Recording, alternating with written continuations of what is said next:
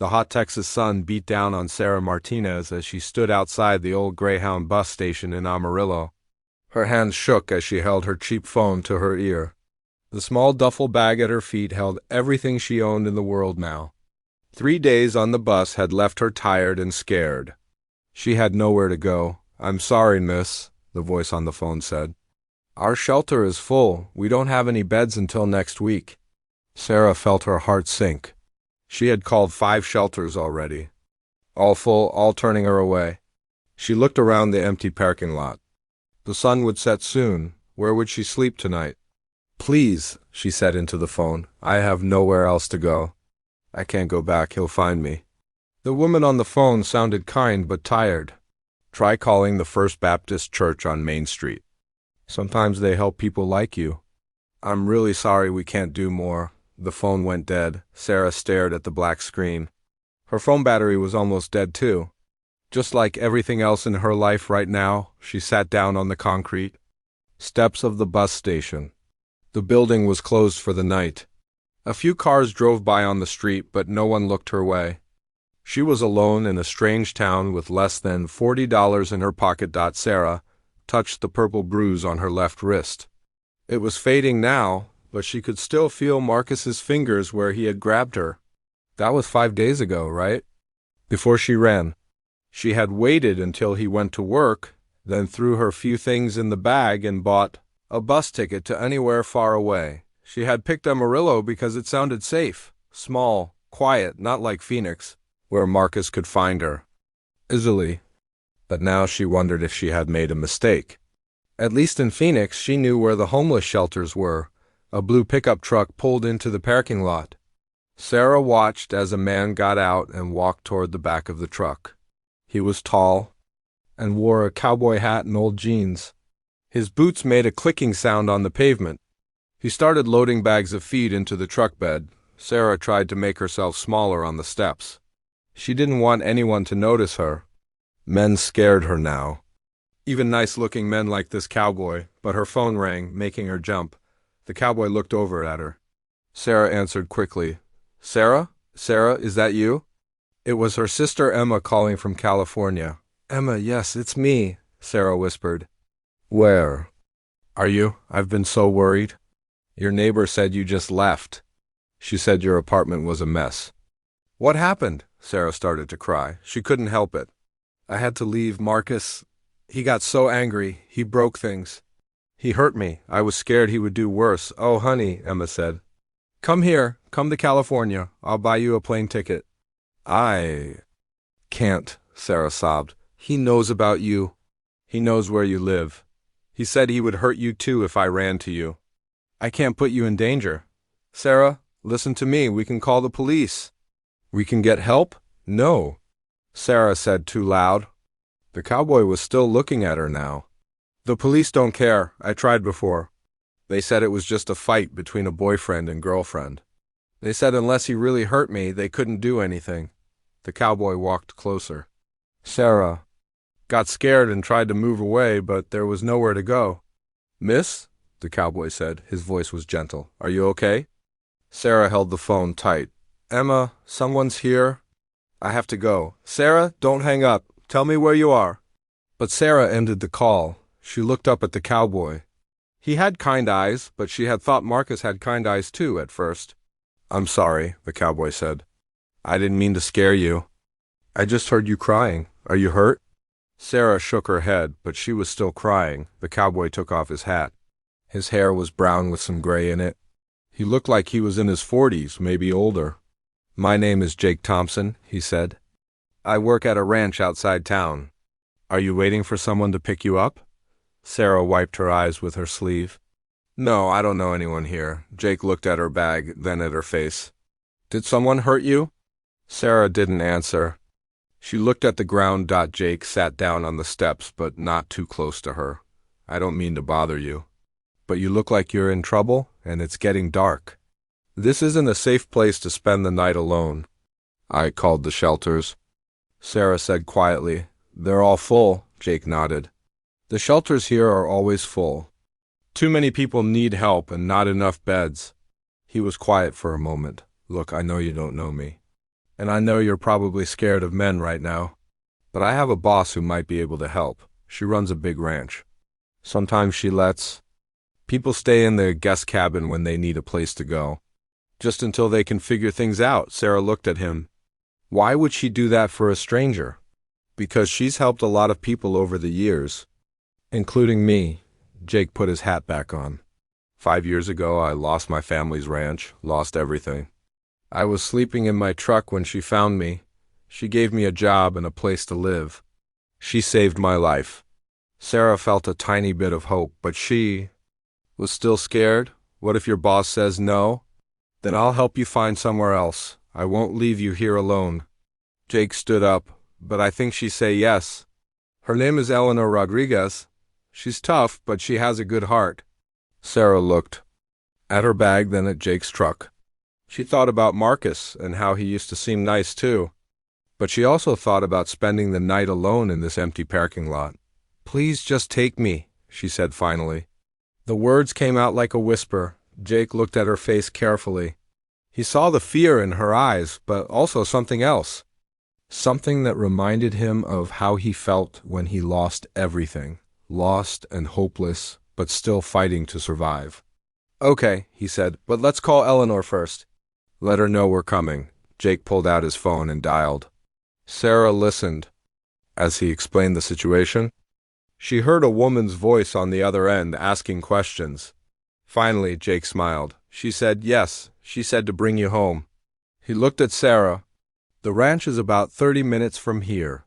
Eleanor will have the cabin ready for you. Sarah picked up her bag. Her hands were still shaking, but not as much as before. She followed Jake to his truck. When he opened the passenger door for her, she hesitated. I won't hurt you, Jake said quietly. I promise. Sarah got in the truck. As they drove out of Amarillo toward the ranch, she looked back at the bus station one last time. She was taking a big chance trusting this stranger. But maybe, just maybe, her luck was finally changing. The drive to the Double R Ranch took longer than 30 minutes because Jake drove slowly on the dark country roads. Sarah sat quietly in the passenger seat, watching the headlights cut through the darkness.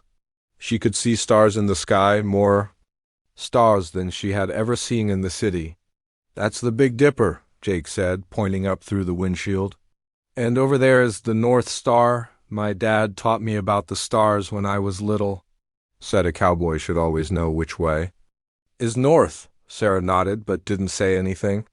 She was still scared, but Jake's voice was calm and gentle. He didn't try to ask her personal questions or make her talk. He just drove and sometimes pointed out things along the way. There's the old water tower, he said. And that big oak tree has been there for over 100 years. Lightning hit it once, but it kept growing. When they finally reached the ranch, Sarah saw lights on in a big house.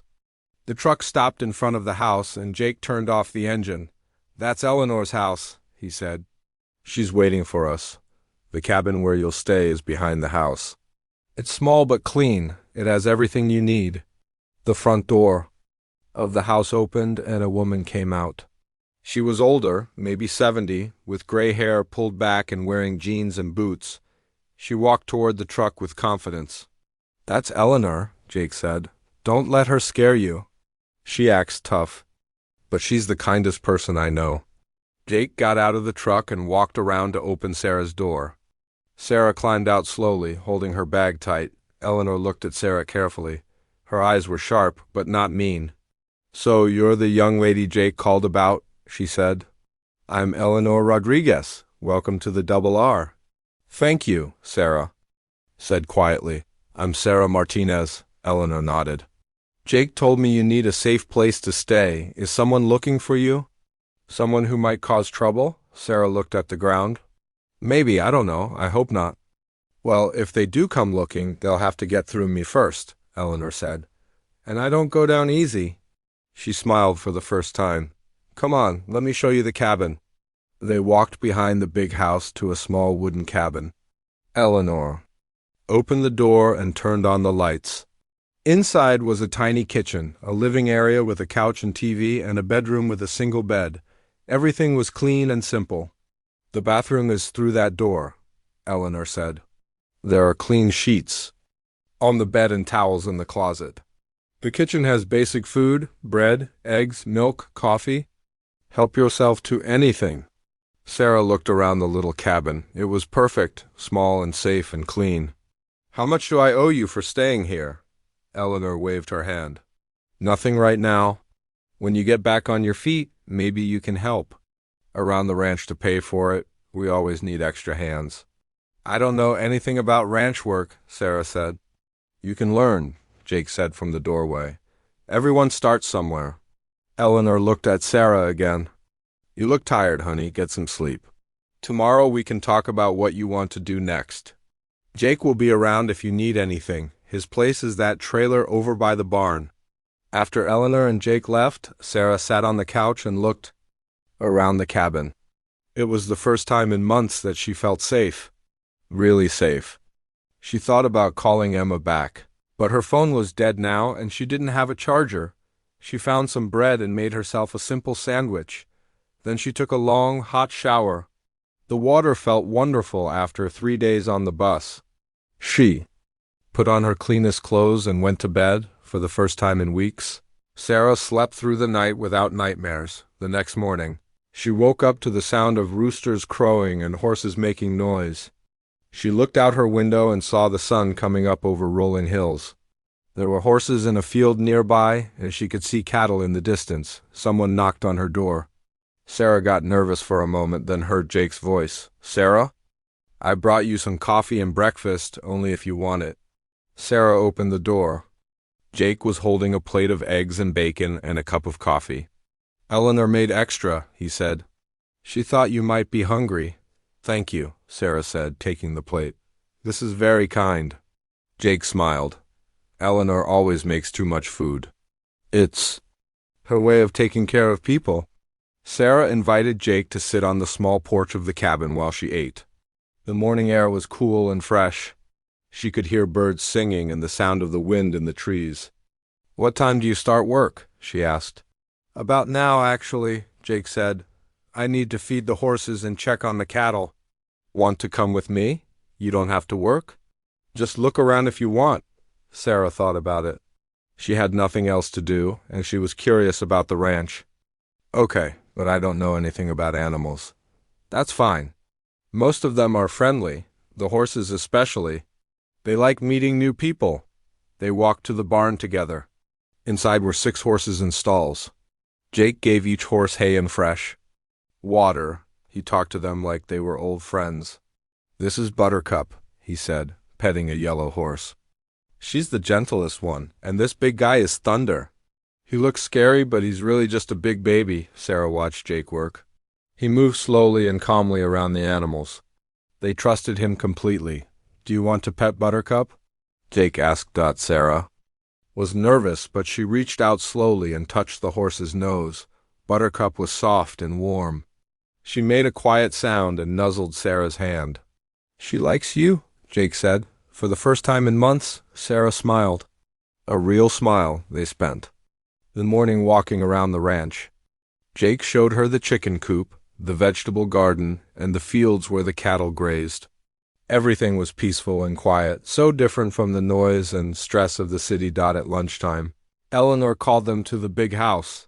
The kitchen was warm and smelled like fresh bread. Eleanor had made soup and sandwiches. So Sarah, Eleanor said as they ate, Jake tells me you came from Phoenix. That's a long way to travel, Sarah nodded. I had to get away from someone who was hurting me. Eleanor's face got serious. A boyfriend? Yes, his name is Marcus. We lived together for 2 years. At first he was nice, but then he got controlling. He didn't want me to have friends or talk to my family. He said they were trying to turn me against him. Jake stopped eating and looked at her. Did he hit you? Sarah touched her wrist where the bruise was almost gone. Sometimes, when he got really angry, he always said he was sorry after. He said it was my fault for making him mad.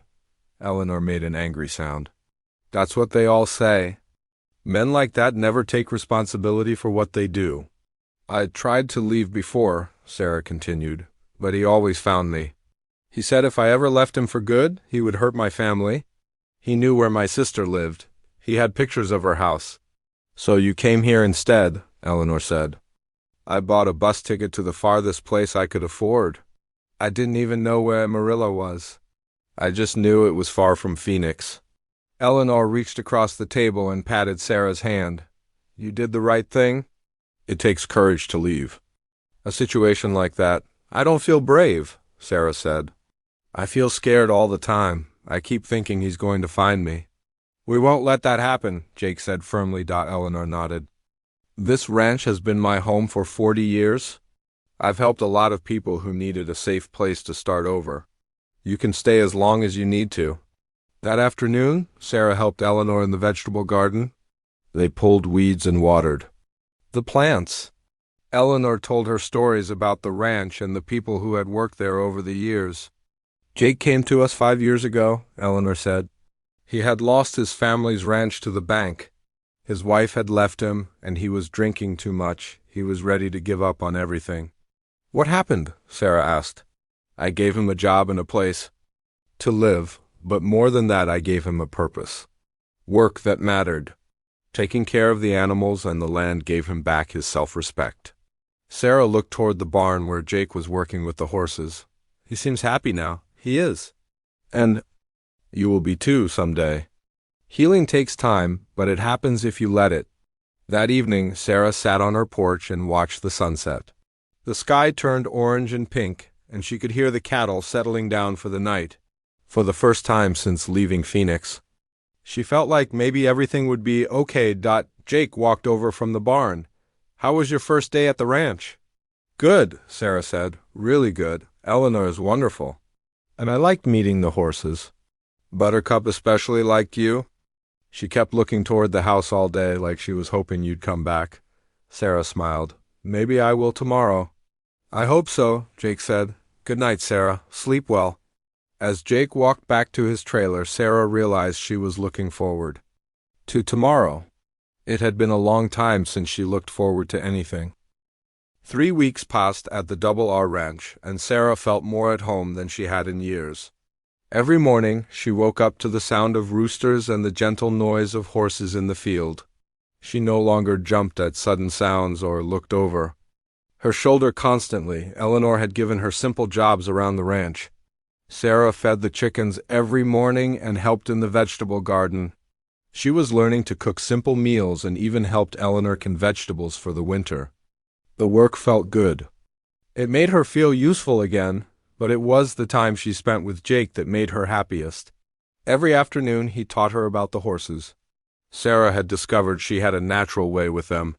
They trusted her quickly and seemed to calm down when she was near.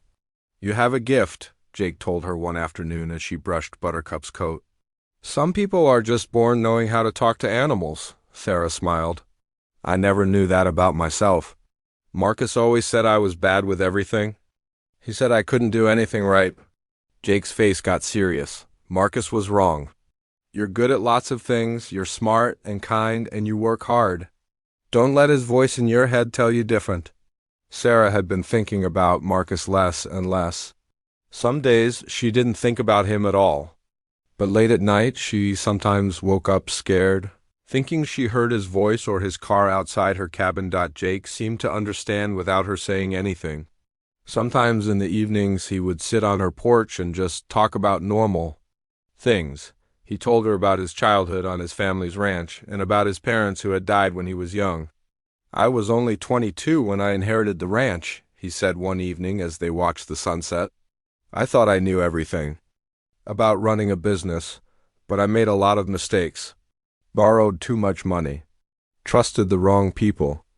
When the drought came 3 years in a row, I couldn't pay the bank back. That must have been hard, Sarah said.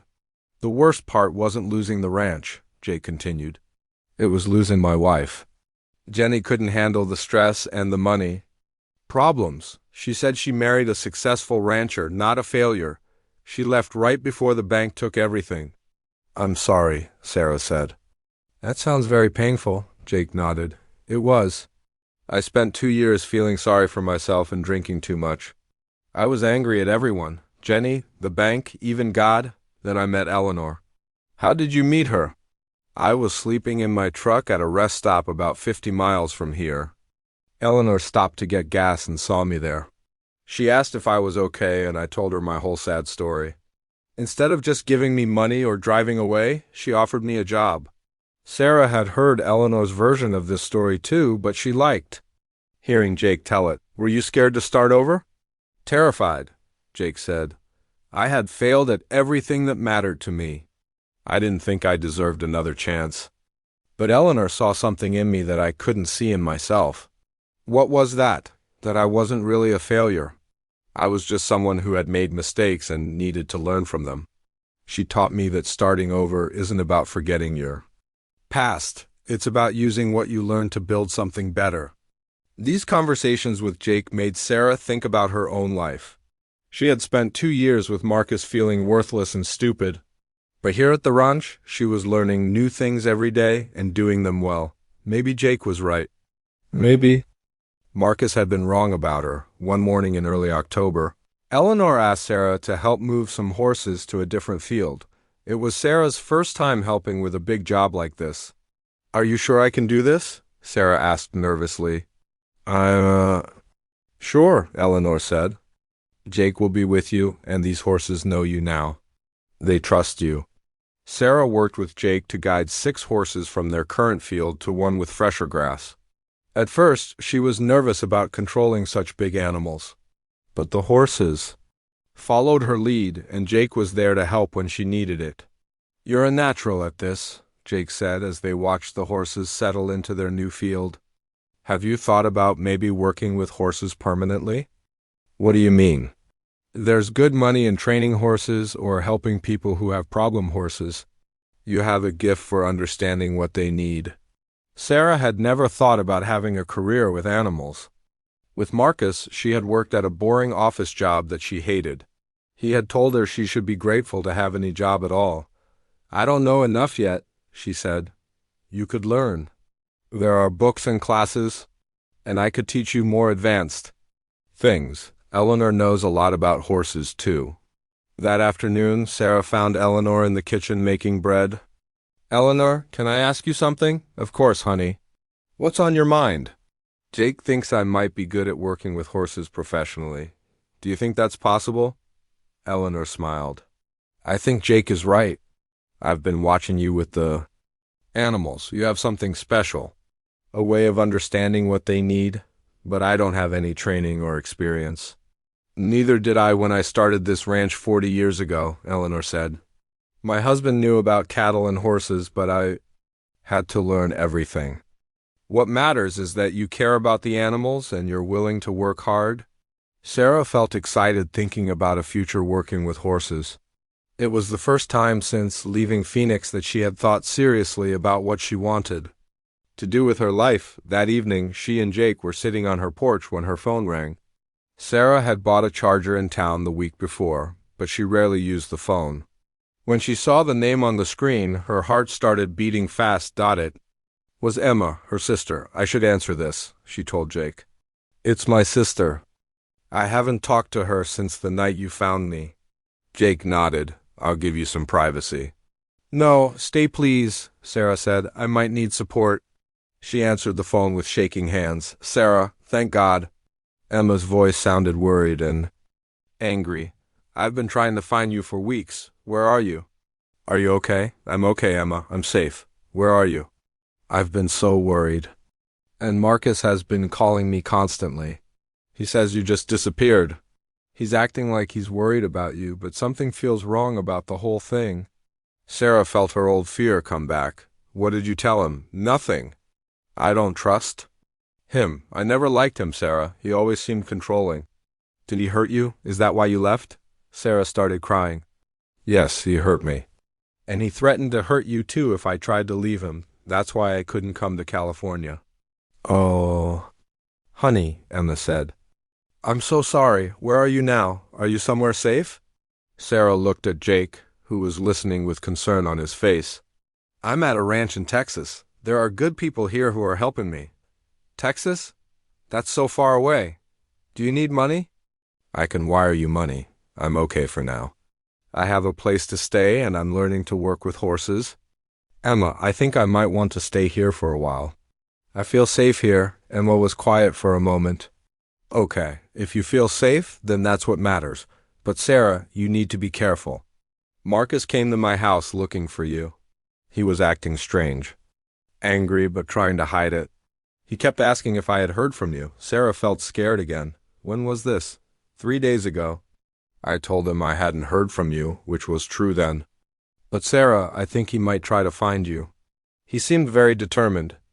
After Sarah hung up, she told Jake what Emma had said. Jake's face got serious. We should tell Eleanor about this, he said. She wants to know that your ex-boyfriend might come looking for you. What if he finds me here? Sarah asked. What if he hurts you and Eleanor because you helped me? Jake reached over and took her hand. Sarah, look at me. We're not going to let him hurt you. And we can take care of ourselves. Eleanor is tougher than she looks, and I know how to handle trouble. But what if— No what ifs, Jake said firmly. You're safe here. You're part of our family now. We protect our family. Sarah felt tears in her eyes, but they were different. Tears than before. Not tears of fear, but tears of gratitude. For the first time in her adult life, she felt like she belonged somewhere, like people cared about what happened to her. Thank you, she whispered. Jake squeezed her hand gently. You don't need to thank me. This is what people do for each other. That night, Sarah lay in bed thinking about everything that had changed in her life. 3 weeks ago, she had been desperate and alone at a bus station. Now she had a safe place to live, work that she enjoyed, and people who cared about her. She also realized that her feelings for Jake were growing into something more than friendship. She looked forward to seeing him every morning. She loved their evening talks and the way he made her laugh. She felt comfortable and safe with him in a way she had never felt with Marcus, but she also felt scared of these new feelings. What if she was wrong about Jake? What if he was just being kind to her because he felt sorry for her? And even if he did care about her as more than a friend, was she ready for a new relationship? Sarah decided not to worry about it for now. She was learning to take things one day at a time. Tomorrow she would work with the horses, help Eleanor in the garden, and spend the evening talking with Jake. For now, that was enough. Outside her window, she could hear the peaceful sounds of the ranch settling down for the night. The cattle were quiet, and even the roosters had stopped crowing. Sarah felt safe and content in her little cabin. Whatever happened with Marcus or with her feelings for Jake, she knew she was stronger now than when she had arrived. 2 weeks after Emma's phone call, Sarah was beginning to hope that Marcus had given up looking for her. She had settled into a comfortable routine at the ranch. Every morning she fed the chickens and helped Jake with the horses. In the afternoons, she worked in Eleanor's vegetable garden or helped can vegetables for winter storage. Sarah had also started reading books about horse training that Eleanor had ordered for her from town. She was learning about different breeds of horses and how to help horses that had been hurt or scared by bad owners. I want to start a program here for rescue horses, she told Jake one afternoon as they watched Buttercup graze in the field. Horses that people don't want anymore, or horses that have been treated badly? Jake smiled. That's a great idea. Eleanor would love that. She's always believed that animals deserve second chances just like people do. Do you think I could really do it, run a program like that? I know you could, Jake said. You have a natural understanding of what animals need. And you know what it feels like to need a second chance yourself. Sarah felt warm inside when Jake said things like that. Over the past month, she had realized that she was falling in love with him. He was kind and patient, and he made her feel safe in a way she had never felt before. But she was still scared to tell him how she felt. What if he didn't feel the same? What if he was just being nice to her because Eleanor had asked him to help her? Sarah didn't think she could handle being rejected right now. When she was just starting to feel strong again, that evening, Sarah was cooking dinner in her little cabin when she heard a car coming up the ranch road. She looked out her window and saw headlights. Eleanor sometimes had visitors in the evening, so Sarah didn't think much about it at first. But then she heard voices getting louder, angry voices. And one of the voices sounded familiar. Sarah's heart started beating fast. She crept to her window. and looked toward Eleanor's house. A man was standing on the front porch arguing with Eleanor. Even in the dim light, Sarah recognized him immediately.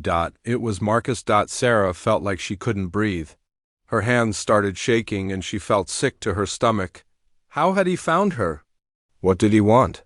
She could hear Marcus's voice clearly. Now, I know she's here. Her sister finally told me she was at some ranch in Texas. This is the only ranch near Amarillo, so don't try to lie to me. Eleanor's voice was calm but firm. I don't know what you're talking about. There's no one here by that name. Don't lie to me, old woman. Sarah Martinez. About 5 feet tall, black hair, brown eyes. She's my girlfriend and she ran away from home. I'm here to take her back. Even if I knew someone by that name, Eleanor said, I wouldn't give her to. A man who comes to my property shouting and making threats. Sarah saw Jake walking quickly from the barn toward the house. When he saw Marcus, his whole body got tense. Is there a problem here? Jake asked Eleanor. Marcus turned to look at Jake. Who are you? I work here, Jake said. And you're on private property. If the lady asked you to leave, you need to go. I'm not leaving without Sarah, Marcus said. His voice was getting angrier. I know she's here somewhere. Sarah, come out here. Stop hiding like a coward. Sarah felt tears running down her face. Part of her wanted to run out there and go with Marcus, just to stop the fighting. That's what the old Sarah would have done. But something had changed in her during these weeks at the ranch. She was not the same scared woman who had begged Jake to take her away from the bus station. She had learned that she was strong and capable. She had learned that she deserved to be treated with respect. And she had learned that she didn't have to let Marcus control her life anymore. Sarah took a deep breath and walked out of her cabin. I'm here, Marcus, she said. Marcus spun around to look at her. His face showed anger and something else, maybe relief or maybe possession. Sarah, there you are. I've been looking for you everywhere. Come on, let's go home. This is my home now, Sarah said. Her voice was shaking, but she kept talking. I'm not going back to Phoenix with you. Marcus's face got darker. Don't be stupid, Sarah. You can't live on some old ranch forever. You belong with me. We belong together. No, we don't, Sarah said. She walked closer to where Jake and Eleanor stood. Having them near made her feel braver. We were never good together, Marcus. You hurt me. You controlled me. You made me feel worthless. I never hurt you. Marcus said loudly, I took care of you. I gave you a place to live and food to eat. You were nothing before you met me. Jake stepped forward. I think you should leave now. The lady has made it clear she doesn't want to go with you. Marcus looked at Jake with hatred. This is between me and my girlfriend. Stay out of it, cowboy. I'm not your girlfriend anymore, Sarah said. I haven't been your girlfriend since the night you grabbed my wrist so hard you left bruises. Since the night you threw a plate at the wall and told me it would be my head next time. Eleanor stepped closer to Sarah. Honey, you don't have to explain yourself to him. You don't owe him anything. Marcus's face was getting red with anger. Sarah, you're coming with me right now? I drove all the way from Phoenix to get you. I'm not leaving without you. Yes, you are, Sarah said. To her surprise, her voice was getting stronger instead of weaker. You're leaving right now, and you're not coming back. I'm not afraid of you anymore, Marcus. You should be afraid of me, Marcus yelled. You think these people can protect you? You think this old woman and this broken-down cowboy can stop me from taking what's mine? Jake moved to stand directly between Marcus and Sarah. She's not yours. She's a free person who can make her own choices. And she's chosen to stay here. Marcus reached into his jacket pocket. Sarah felt terrified that he might have a weapon. But instead of a gun or knife, he pulled out his phone. I have pictures, Sarah, he said with a mean smile. Pictures of your sister's house. Pictures of her kids getting on the school bus. Pretty little kids.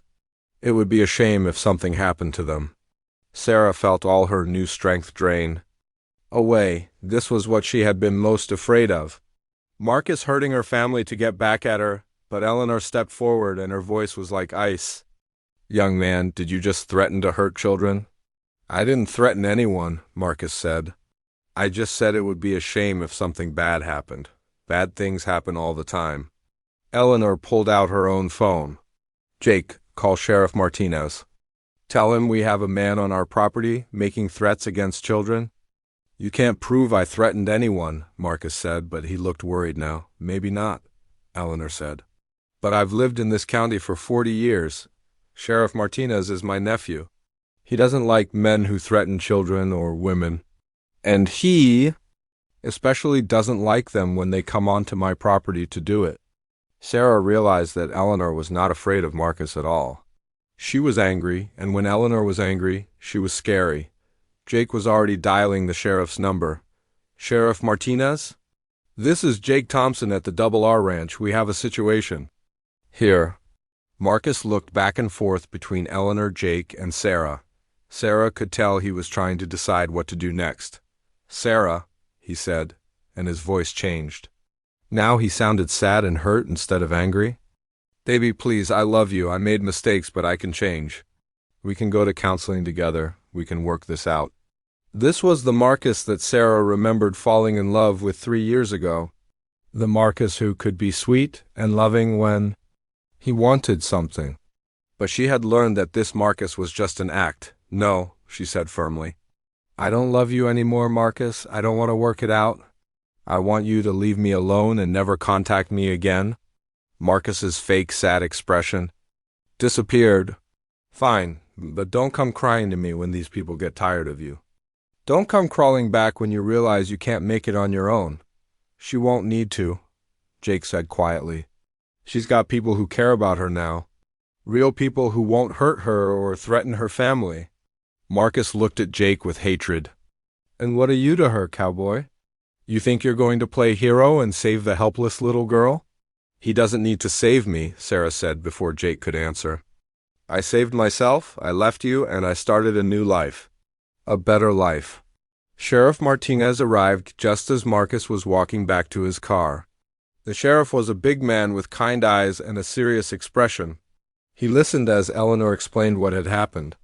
Mr. Phillips, the sheriff said to Marcus, I'm going to need you to come with me to the station. We need to talk about those comments you made about children. I didn't do anything wrong, Marcus said. Maybe not, the sheriff said. But we're going to have a conversation about it anyway. And I'm going to explain to you about restraining orders and what happens to men who don't follow them. As the sheriff led Marcus away, Sarah felt her legs get weak. Jake caught her arm to steady her. It's okay, he said gently. He's gone. You're safe. Eleanor put her arm around Sarah's shoulder. You did good, honey. You stood up to him. You were brave. I was terrified, Sarah said. Being brave doesn't mean you're not scared, Eleanor said. It means you do the right thing even when you are scared. That night, Sarah couldn't sleep. Every time she started to drift off, she would wake up thinking she heard Marcus's voice or his car outside. Finally, she got up and sat on her porch. After a few minutes, she saw Jake walking over from his trailer. Couldn't sleep either? He asked. 6 months had passed since Marcus came to the ranch, and Sarah barely thought about him anymore. The restraining order that Sheriff Martinez had helped her get had worked. Marcus had been arrested once for calling her sister Emma, and after spending 3 days in jail, he seemed to finally understand that Sarah was never coming back. Spring had arrived at the Double R Ranch, and everything was green and beautiful. Sarah stood in the field watching 5 rescue horses graze peacefully.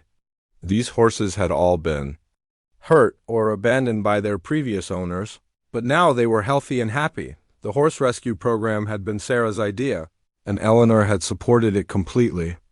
They had built new stalls and fences, and Sarah had taken classes to learn more about caring for traumatized horses. Word had spread quickly about their work, and people from all over Texas brought horses that needed help. You've got a gift. Dr. Williams, the veterinarian, had told Sarah last week. I've never seen horses recover so quickly from trauma. You understand them in a way most people don't. Sarah was proud of the work she was doing, but what made her happiest was sharing it with Jake. Over the winter, their relationship had grown slowly and naturally. Jake never pushed her or made her feel rushed. He seemed to understand that she needed time to trust her own feelings again. They worked together every day with the horses. In the evenings, they would sit on her porch and talk about their dreams. For the future, Jake wanted to expand the ranch's cattle operation. Sarah wanted to grow the horse rescue program and maybe start giving riding lessons to children. "We make a good team," Jake had said one evening in February as they watched the sunset. "We do," Sarah had agreed, and it was true. They balanced each other perfectly. Jake was calm and steady, while Sarah brought new energy and ideas to the ranch. Eleanor often said they were like two pieces of a puzzle that fit together. This morning, Sarah was expecting a new rescue horse to arrive. The horse was a Mari named Star, who had been badly treated by her previous owner. Star was afraid of people and wouldn't let anyone touch her. But Sarah was confident that with time and patience, Star would learn to trust again. Jake walked over from the barn carrying a rope halter. "The trailer just pulled up," he said. "Are you ready for this?" Sarah nodded. "I've been thinking about her all week. I have some ideas about how to help her." They walked together to meet the trailer. Dr. Williams was there, along with a woman from the animal rescue organization that had called them about Star. "She's in rough shape," the woman warned. "She won't let anyone get close to her. We had to use a tranquilizer just to get her in the trailer." Sarah looked through the trailer window and saw a thin, brown Mari huddled in the back corner. Star's eyes were wide with fear, and Sarah could see old scars on her legs from being tied up too tightly. "It's okay, girl," Sarah said softly. "No. One's going to hurt you here." It took 2 hours to get Star out of the trailer and into the special pen they had prepared for her. Sarah didn't try to touch the horse or even get too close. She just sat nearby and talked to her in a gentle voice. "This is how I felt when I first came here," Sarah told Jake later as they watched Star from outside the pen. "Scared of everyone and everything, not sure who to trust." "And look at you now," Jake said, putting his arm around her shoulders. "Strong and confident and helping other creatures heal from their trauma." Sarah leaned against Jake's side. "I couldn't have done it without you and Eleanor. You gave me time to heal and the space to find myself again." That evening, Eleanor made Sarah's favorite dinner to celebrate the arrival of their new horse. As they ate, Eleanor talked about her plans to expand the rescue program even more. "I've been thinking," Eleanor said. "What if we started a program where people could come here to heal, just like the horses do? People who have been through trauma and need a safe place to recover?"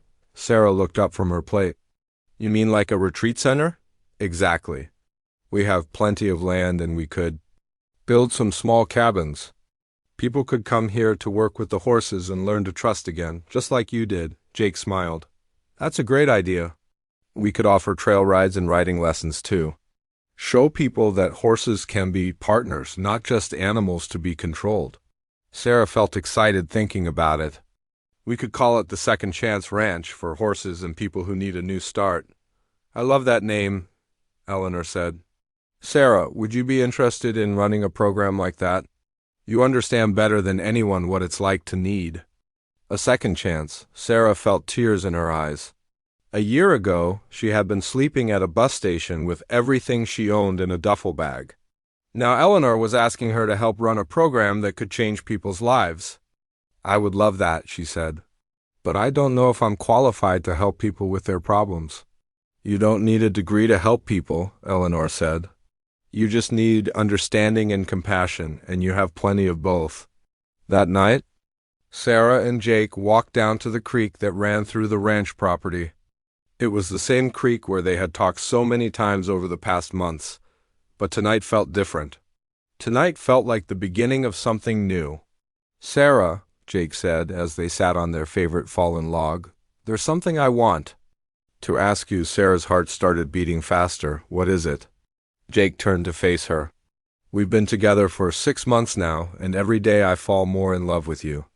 You're my best friend and my partner in everything we do here at the ranch." Sarah smiled. "You're mine too."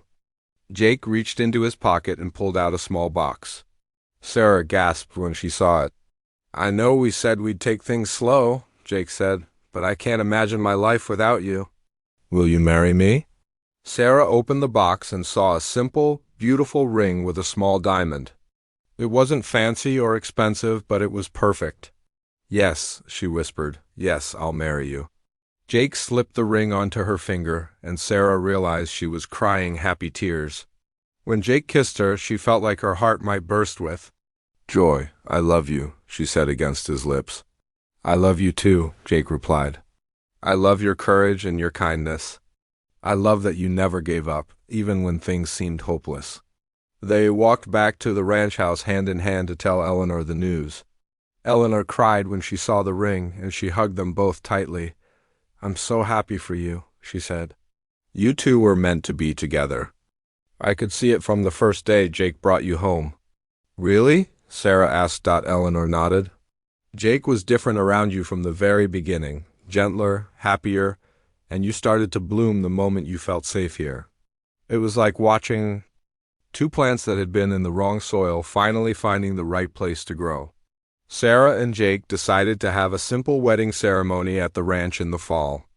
They would get married by the creek where Jake had proposed, surrounded by the horses and the people who had become their family. Over the summer, they worked together to plan their wedding and also to develop Eleanor's idea for the retreat center. They applied for grants and talked to architects about building small cabins for guests. Sarah took more classes in trauma counseling and equine therapy. The rescue program continued to grow too. Star, the frightened Mary, slowly began to trust Sarah. By August, Star would eat from Sarah's hand and let her brush her coat. By September, Sarah was able to put a halter on Star and lead her around the pen. She's going to make a wonderful therapy horse, Dr. Williams said. She understands what it's like to be afraid, so she be patient with people who are scared too. 2 weeks before the wedding, Sarah's sister Emma came to visit from California. Sarah was nervous about Emma meeting Jake and seeing the ranch, but she needn't have worried. He's perfect for you, Emma told Sarah after spending a day watching. Her and Jake work together. He looks at you like you're the most precious thing in the world.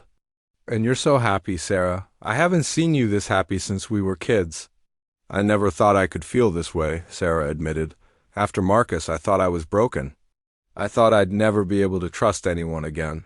You weren't broken, Emma said firmly. You were just with the wrong person. Jake sees who you really are, and he loves all of it. The wedding day was perfect.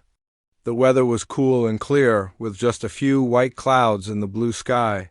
Sarah wore a simple white dress that Eleanor had helped her pick out. Jake wore his best shirt and tie with clean jeans and his good boots. Sheriff Martinez, who had become a good friend, performed the ceremony. Eleanor walked Sarah down the aisle, since Sarah's parents had died when she was young. Emma was her maid of honor, and one of Jake's friends from town was his best man. Do you, Sarah Martinez, take Jake Thompson to be your husband? Sheriff Martinez asked. I do, Sarah said, looking into Jake's eyes. Do you, Jake Thompson, take Sarah Martinez to be your wife? I do, Jake said, his voice full of emotion. Then by the power vested in me by the state of Texas, I pronounce you husband and wife. Jake, you may kiss your bride. When Jake kissed her, Sarah felt like the luckiest woman in the world. All around them, their friends cheered, and the horses in the nearby field whinnied as if they were celebrating at the reception, which was held in Eleanor's backyard under string lights. Sarah gave a short speech. 1.5 years ago, I was alone and scared at a bus station with nowhere to go. I asked a stranger to please just take me away from my old life.